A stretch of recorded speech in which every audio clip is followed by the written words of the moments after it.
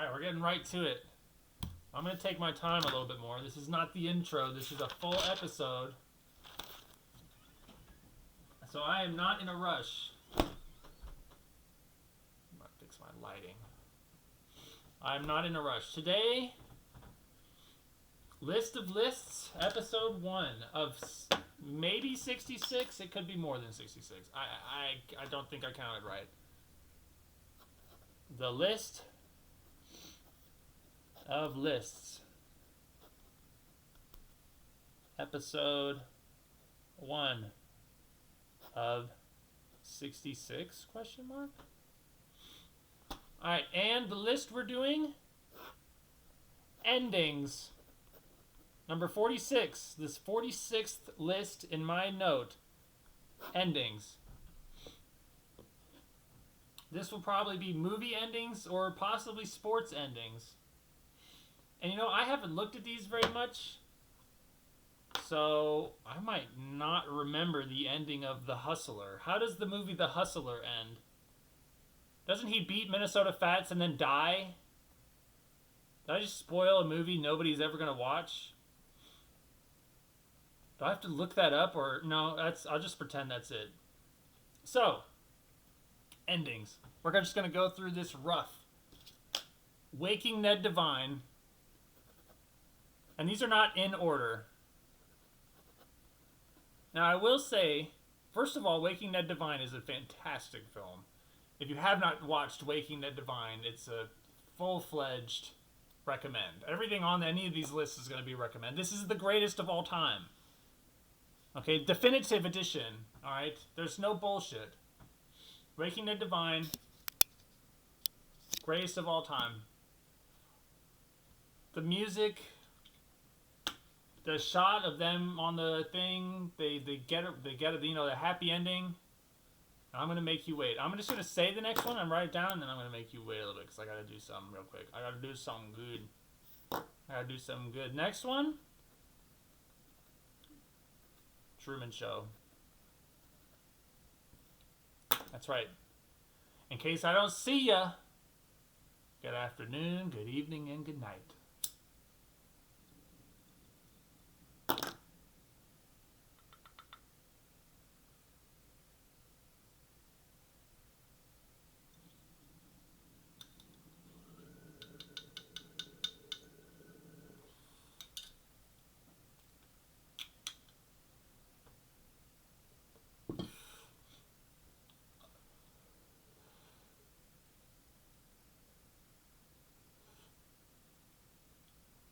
I literally have a shirt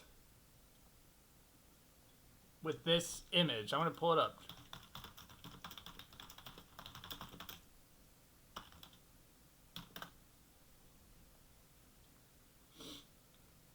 I literally have a shirt with this image on it.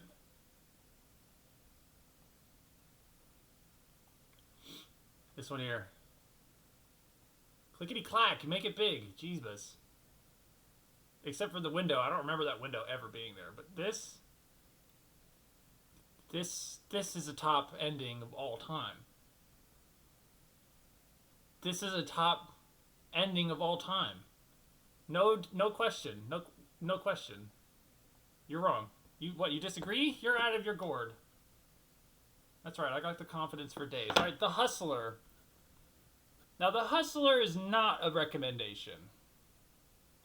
It's sad and fucked up and dark and dreary and lame, kind of. It's about Steve McQueen is a pool player, and there's this legendary pool player named Minnesota Fats, who's like the established guy. And Steve McQueen wants to beat that guy. He like destroys his relationships, he destroys himself, and in the final scene, he plays a Minnesota Fats in an endurance match and plays against him for like 8 days in a row. Like, it's an 8-day long match. He beats Minnesota Fats and fucking dies. If I'm remembering correctly, I might be remembering wrong, but if I'm remembering correctly, he beats Minnesota Fats and then fucking dies. And that's a good ending for that. Next one. This is going to be an anime. Can you believe it? I like the ending. 50% of this show is dope as fuck. And the other 50% is fine. And then the ending, I like it. I liked it as a kid. I liked it when I rewatched it. We're moving on, though, because I don't care that much about that one, actually. Oh, this is a big one. Lost. That's right. That's right. That's motherfucking right. In fact, I'm going to write on this page what I have written in my notes. Parentheses. Yeah. Fuck you. I loved it. And I'm going to just switch that to just I love it. Ain't no past tense. I like that the last season is dope. Come on, the last season is a breath of fresh air. The 2 seasons before it were, like, come on. Insane. So, to get some good shit in the last season, I'm in. I'm way in. I liked the ending of Lost. You might not have liked it. I thought it was perfect. Next one. Hero. By the way, Lost is on Netflix. Should I say which ones of these are available where? Or should I just leave that to you? I'm just leaving that to you. Not the TV show, by the way. If you're sitting there thinking, is he really saying the TV show Hero is on the list? No, you're out of your gourd. I'm talking about the Jet Li 2001 film. This movie is a great film. And it is the... Well, how do I say this? It started a new category of phenomena. There was a phenomena that happened in the movie Hero, and I have noticed it a couple times since. Maybe like twice. Maybe twice. Okay, so the movie Hero, our main character is an assassin, and he's going to kill the king, the Emperor of China.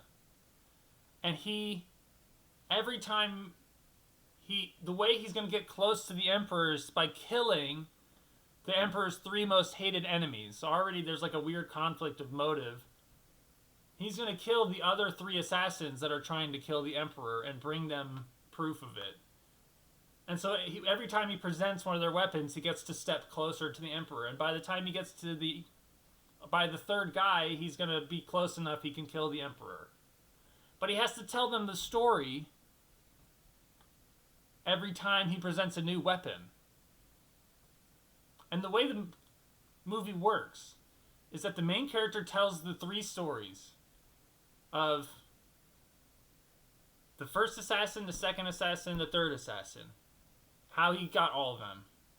And then the king is like, no. I have my own opinion. I know those people. I think you're lying to me. Here's what I think happened. And then he tells the story he tells his own version that he thinks happened. And then the movie shows you what really happened. So that's sort of the format of the film. The ending doesn't have anything to do with this phenomenon I'm talking about, by the way. I just, I did a biggie. So I'm going to rant. And Hero's a fantastic film.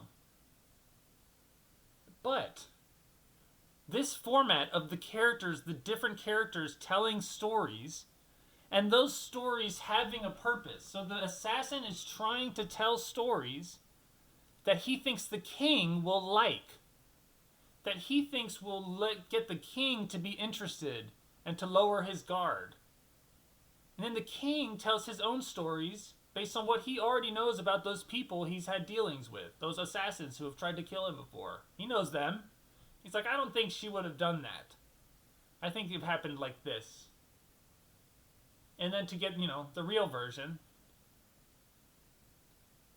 But what this framing does, is that it makes any pacing issues, any writing issues, any character progression issues, even any technical issues, any possible issues you could think of with the film, go away.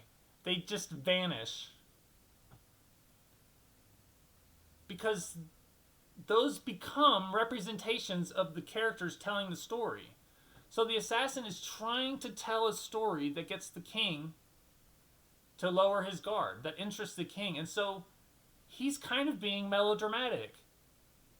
His version of the story, if you look at it like what it's saying and what the characters are acting like and the maturity of it, the zen of it, if there is any, which there might not be, the lust in it, the passion, the vendetta having, like all of that stuff that you might watch and be like, oh, okay, can we move on with this?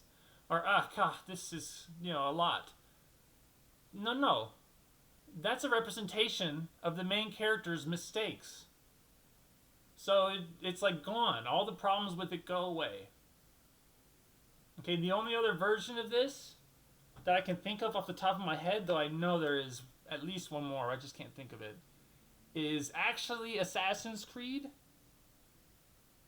Because in the game, and I've only played the first one, by the way, but in the game, you're like a guy in the future. You're actually a guy in the future, and you get into a machine that lets you live the lives of people in the past. So anytime there's a glitch in the game, you can explain it away lore-wise as actually just a glitch in the machine that these bad guys are using to go live in the past. Or to go kill people in the past. I don't fucking know.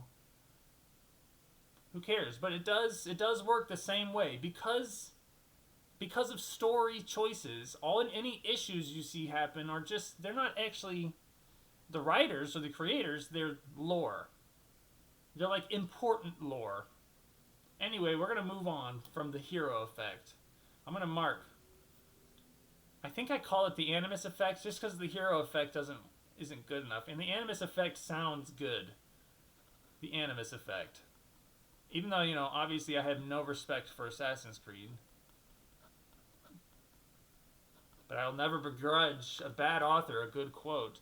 What's next? Yeah, I'll put it in there. Your Lie in April.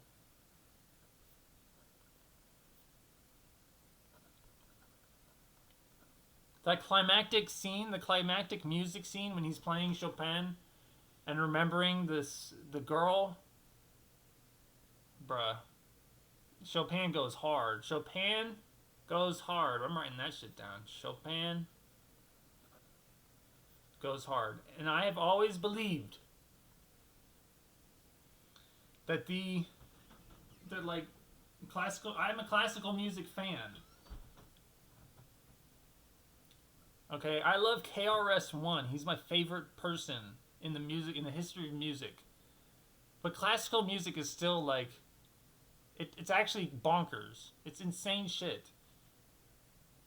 And there's a lot of it you ain't seen shit on. Alright, here's a sports one. H-Box chant. H-Box was not liked by the community of his sport. And he always wanted to be... He's basically an exact copy of Djokovic, except they hated him more. The general public. There was another guy like Federer, that everybody loves. Everybody loves Federer. So H-Box is little Djokovic, and there's Federer, and he's like...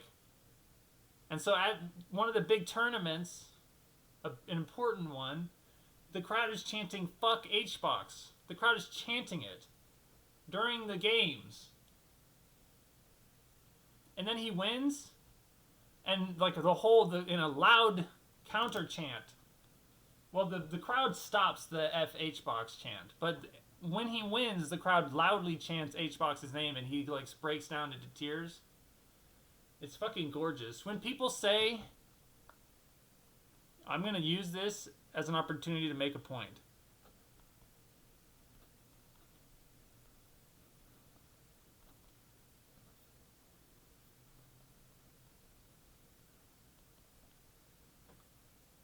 Okay? Fuck that saying. Cinema wishes. Cinema wishes, bro. You are disrespecting sports. Do not disrespect sports that way. Cinema wishes, and I'm sitting here giving you... I've watched 34 Peter O'Toole movies. That's what I know. Okay, cinema wishes it was sports. Every time something cool happens in sport now, I'm like, that's so cinema. I'm just like, what are you doing? You hate? Who are you talking to? You're preaching to the not choir, and I'm sick of it. I want to be preached to, man. I'm your fucking target demo. Whatever. Fuck that saying. Anyway, crash out aside. Smash Summit 8. I'm putting it on here. I have to explain it. I'm not going to sugarcoat or edit any of this. This was in the same sport, but this time Mr. Rogers won. Imagine your sport has a Mr. Rogers that just everybody loves. But he doesn't win, and then he wins a big one. That's it. That was Mr. Rogers. Mr. Rogers wins Wimbledon. Wimbledon. That's an easy one to explain. I cried. Everybody cried. Everybody cried. Everybody cried. Fuck cinema. Cinema wishes. Deep Rising? Oh my god. Oh no. I'm writing exactly what I wrote. Except for these sub notes. Those are not in there. But this is. Deep Rising? Why am I putting Deep Rising? Deep Rising is a failed attempt to start a King Kong Monsters Island movie series in like the 90s, like a progenitor of the cinematic universe. What was the first Avengers movie that was like, okay, we're now starting Iron Man or some shit? It was like Iron Man. It was trying to be, it was trying to start like, okay, we're going to make a bunch of movies. So the ending is hilarious. The movie is insane. It has nothing to do with Monster Island or like Godzilla, which is the Monster Island hero. That movie, this is a joke one. Lol. I'm too sexy? No, I feel strongly about this. This might be one of the ones I feel the most strong about. This ending is one of the greatest things I've ever seen. Or I've ever heard. It absolutely belongs on this list. You know what we're going to do? We're going to put an asterisk. We're going to go through this list and asterisk ones that really deserve it. I'm just going to do it quick. Is that it? No, I'll start this one. That's it. I know I said I love Lost and the end hero and all that stuff, but that's it. This song, the whole song is him saying, I'm too sexy for this thing and that thing. I'm too sexy for that car. I'm too sexy for that hat. I'm too sexy for your party. I'm too sexy for this shirt. I'm too sexy for my dog. I'm too sexy for, like, he's just naming like anything he sees. I'm too sexy for this book. And he's singing the song. He's talking about shaking his tush on the runway. And then he says, I'm too sexy for this song. And the song ends. I'm too sexy for this song. How is that not just some of the cleanest shit you've ever seen? That is peak ending. Doesn't that work? It's so simple though. Like, you didn't fucking make it. It took a guy talking about how sexy he is to make that one. You ain't making that shit. You ain't too sexy. I don't even remember this one, but it's on here. Salt and Pepper. Salt and Pepper making a list appearance. Salt and Peppers. What a man. How does it end? Is it just an acapella? What a man, what a man, what a man, what a... Something like that? It's just like an acapella, getting rid of all the beats? I don't know. I don't know, but congrats to Salt and Pepper. Oh. Here's another music one.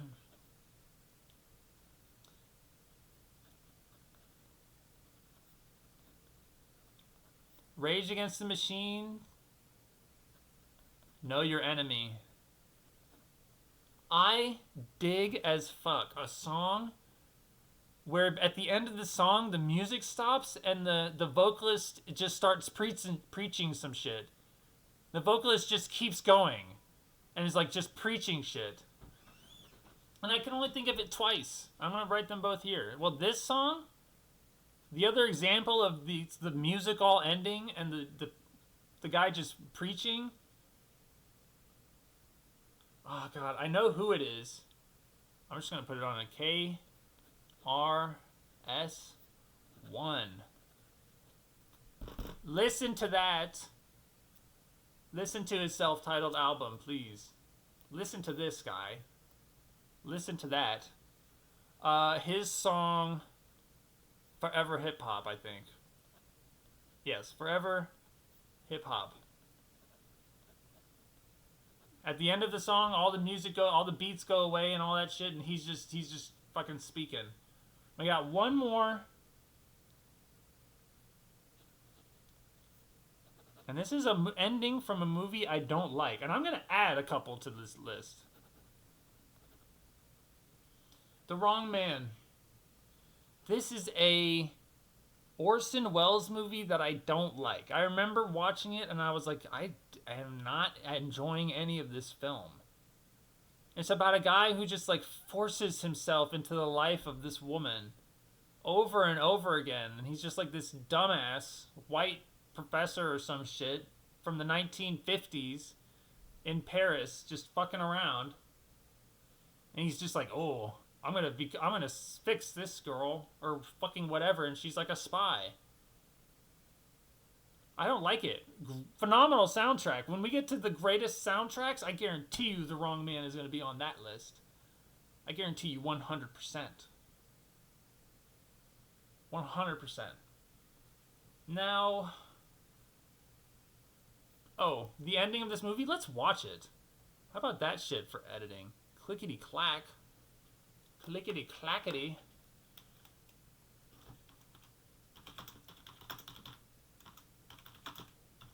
I wonder if I can even show this.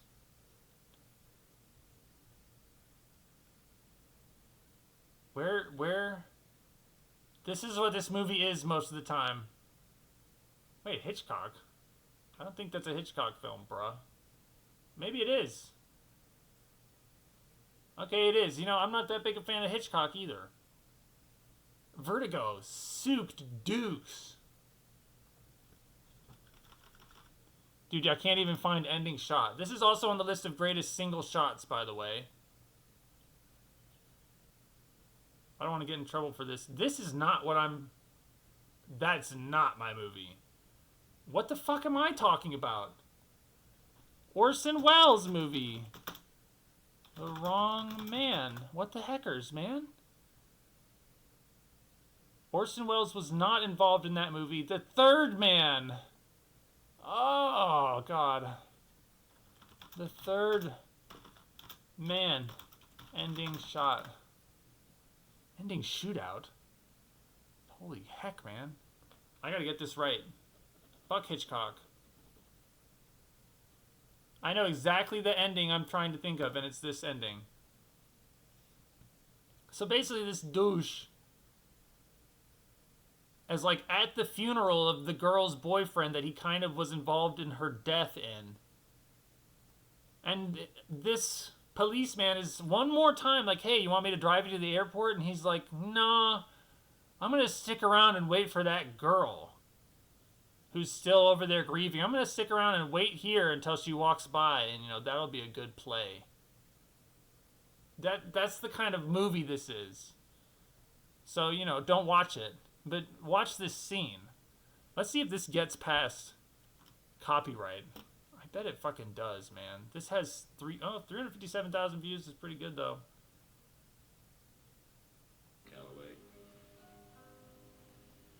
You'll notice the music is incredible. This is where the camera is for the rest of the shot. I'm not going to show the whole thing because I don't want to. I'm putting in some fucking effort here. Gets taken down, I just screwed my life over. I don't know how to edit shit. If you know how to edit, tell me, please. So he goes to stand here by this, in this beautiful shot of all these fucking dead trees.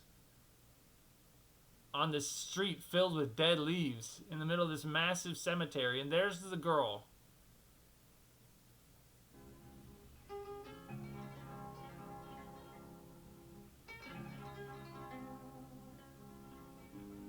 Yeah, the music is fucking phenomenal. You know what? Actually, I'm not gonna do it a disservice. I'm gonna leave it. I can skip. I thought it. I didn't remember that it cut away there. Her in this shot is just peak shit.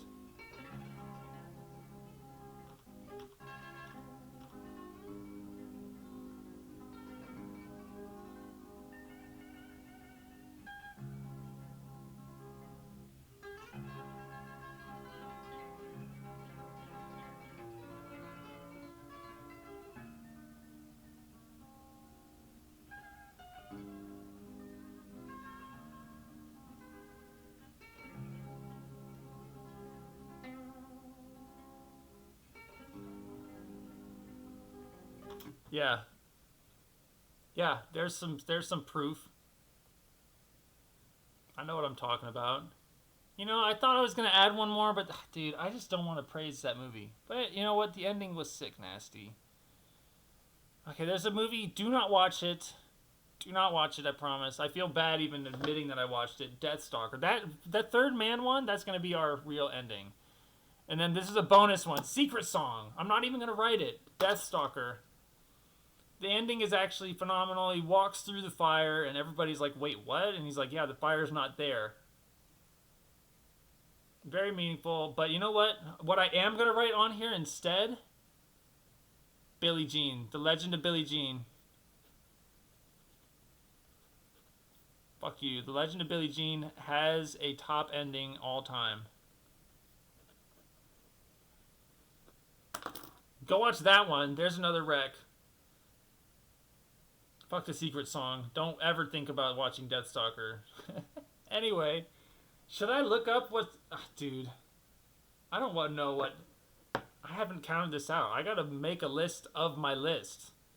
Oh my god. So that I can roll the dice and just be like, okay, 27. Alright, it's that one. Anyway, that's episode 1. Episode 1. Episode 1.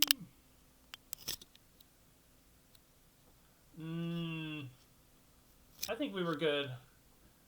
I know. Okay. Sorry, guys.